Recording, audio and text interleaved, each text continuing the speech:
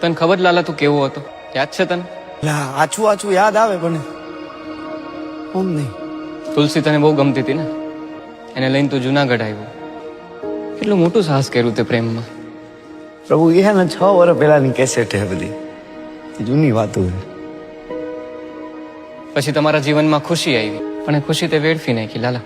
સમજ્યા કે તારા જીવનમાં મુશ્કેલી આવી છે જ્યારે ખુશીનું એક્સિડન્ટ થયું ત્યારે, પણ એના પછી તે શું કર્યું? પણ મારે એ બધું કરવું નતું, પણ કેમ થાતું કે મને કઈ ખબર જ ન પડી.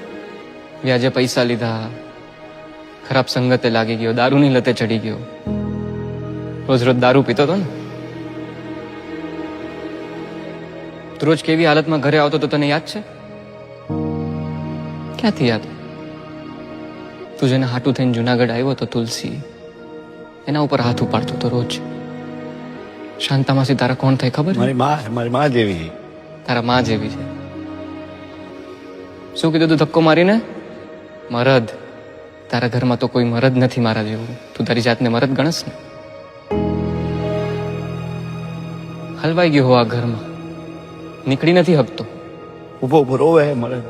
મરદ ઉભો ઉભો રોવે છે. મરદ 2 દિવસ પહેલા મરવા પડ્યો હતો. લાલા તને શું લાગે છે કે મરવાથી બધું સારું થઈ જાય? સારું થઈ જાય?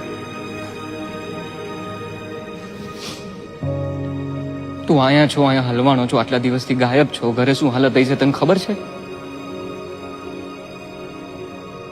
તુલસીની ખુશીની શું હાલત થઈ છે તને ખબર છે લાલા? એ મારી જેમ રોતા હશે, મને યાદ કરતા હશે આ ટાઈમ. તે કેમ આવું કર્યું લાલા? મને નથી ખબર કેમ આવું થઈ ગયું. સરસ સરસ હાલતું હતું ને બધું, તે કેમ આવું કર્યું? મને નથી ખબર, પછી ચાલતું ગયું નતું ગયું. નથી ખબર.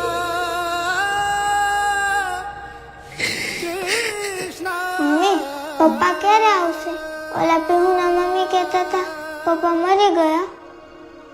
ના આવે, પપ્પા જીવે જ છે. તું જો આ પિંક કલર કેટલો ફાઇન છે, કરવા માંડતો.